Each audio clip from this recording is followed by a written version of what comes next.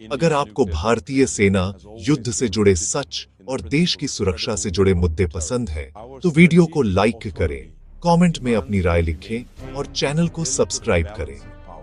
अब चलिए जानते हैं एक ऐसा सवाल जो हर भारतीय के मन में उठता है, भारत और पाकिस्तान। दो देश जो 1947 में एक ही जमीन से पैदा हुए, लेकिन आजादी के साथ ही एक दूसरे के दुश्मन बन गए। आजादी को 75 साल से ज्यादा हो चुके हैं, लेकिन सीमा पर तनाव आज भी वैसा ही है। नियंत्रण रेखा पर आज भी भारतीय सैनिक रात रात भर जागते हैं।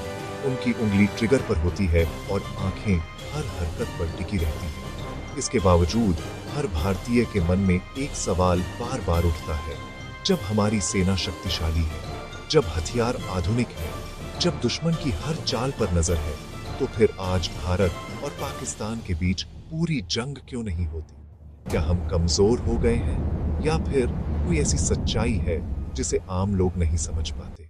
इस सवाल का जवाब समझने के लिए हमें इतिहास की ओर देखना होगा। भारत और पाकिस्तान अब तक 4 बड़ी जंग लड़ चुके हैं। 1947 की कश्मीर युद्ध, जिसने इस दुश्मनी की नींव रखी।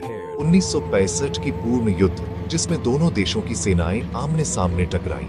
1971 की ऐतिहासिक जंग, जिसने पाकिस्तान को सबसे बड़ा सैन्य झटका दिया और बांग्लादेश का जन्म हुआ। इसके बाद 1999 का कारगिल युद्ध, जहां बर्फ से ढकी पहाड़ियों पर भारतीय सैनिकों ने अद्भुत साहस दिखाया। इन सभी युद्धों में हजारों सैनिक और आम नागरिक शहीद हुए, लेकिन 1999 के बाद एक बड़ा बदलाव देखने को मिला।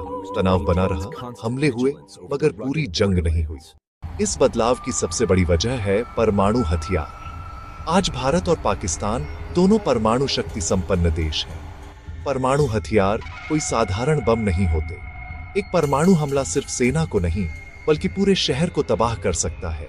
लाखों निर्दोष लोग, बच्चे, महिलाएं, बुजुर्ग, सब कुछ एक पल में खत्म हो सकता है।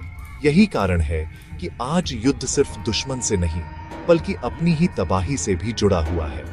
इसी डर को दुनिया परमाणु प्रतिरोध के नाम से जानती है।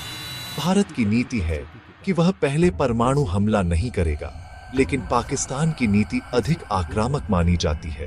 इसी अनिश्चितता के कारण हर फैसला बेहद सोच समझ कर लिया जाता है। इसके साथ ही अंतर्राष्ट्रीय दबाव भी एक बड़ी वजह है। आज की दुनिया में कोई भी देश अकेले युद्ध नहीं लड़ता। जैसे ही भारत और पाकिस्तान के बीच युद्ध की आशंका बढ़ती है, संयुक्त राष्ट्र, अमेरिका, चीन और अन्य बड़ी शक्तियां सक्रिय हो जाती हैं। आज युद्ध का मतलब सिर्फ सैनिकों की लड़ाई नहीं, बल्कि आर्थिक युद्ध भी है। व्यापार रुक सकता है, प्रतिबंध लग सकते हैं, अर्थव्यवस्था को गहरा नुकसान हो सकता है। आज सरकारों को सिर्फ सीमा की नहीं, बल्कि करोड़ों नागरिकों के भविष्य की भी चिंता करनी पड़ती है। युद्ध का स्वरूप भी अब बदल चुका है। आज की लड़ाई केवल सीमा पर नहीं लड़ी जाती। साइबर हमले, आर्थिक दबाव, आतंकवाद और दुष्प्रचार, ये सभी आधुनिक युद्ध के नए हथियार बन चुके हैं। बिना एक भी गोली चलाए किसी देश की व्यवस्था को नुकसान पहुंचाया जा सकता है। लोगों को लगता है कि शांति है, लेकिन असल में पर्दे के पीछे एक अलग ही युद्ध चल रहा होता है।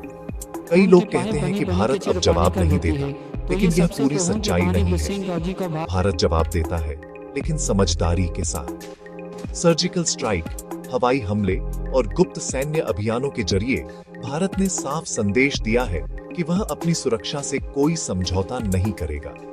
फर्क सिर्फ इतना है कि भारत अनावश्यक युद्ध नहीं चाहता। यह कमजोरी नहीं, बल्कि रणनीतिक समझ और परिपक्वता है।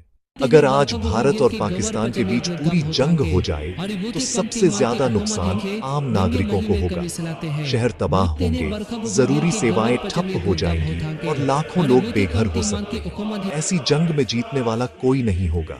यही वजह है कि आज की सबसे बड़ी ताकत बंदूक नहीं, बल्कि संयम है। सबसे बड़ा हथियार गुस्सा नहीं, बल्कि सही समय पर लिया गया सही फैसला है। इसीलिए जब हम पूछते हैं कि आज भारत और पाकिस्तान के बीच युद्ध क्यों नहीं होता, तो इसका जवाब यही है कि आज की जंग सिर्फ लड़ने की नहीं, बल्कि संभालने की भी होती है। भारतीय सेना युद्ध से कभी नहीं डरती, लेकिन वह युद्ध को हमेशा आखिरी विकल्प मानती है। जब देश की सुरक्षा पर सीधा खतरा होगा, तब जवाब भी उतना ही कठोर होगा। तब तक असली जीत इसी में है कि भारत मजबूत बने, आगे बढ़े और बिना अनावश्यक खून बहाए दुनिया को अपनी ताकत दिखाए। वीडियो के अंत में एक बार फिर आपसे अनुरोध है, अगर आपको यह जानकारी उपयोगी लगी हो तो वीडियो को लाइक ही करें, शेयर करें ताकि यह सच ज्यादा से ज्यादा लोगों तक पहुंचे और कमेंट में बताइए कि आपका क्या मत है। ऐसे ही देशभक्ति, सेना और राष्ट्र निर्माण से जुड़े वीडियो के लिए चैनल को सब्सक्राइब करना न भूलें। और अगर आप अपने बच्चे को अनुशासन, नेतृत्व और देश सेवा के संस्कार देना चाहते हैं तो गुड डे डिफेंस सैनिक स्कूल, हनुमानगढ़, राजस्थान जैसे संस्थान आने वाली पीढ़ी को एक मजबूत, जिम्मेदार और देशभक्त नागरिक बनाने की दिशा में महत्वपूर्ण भूमिका निभा रहे हैं। जय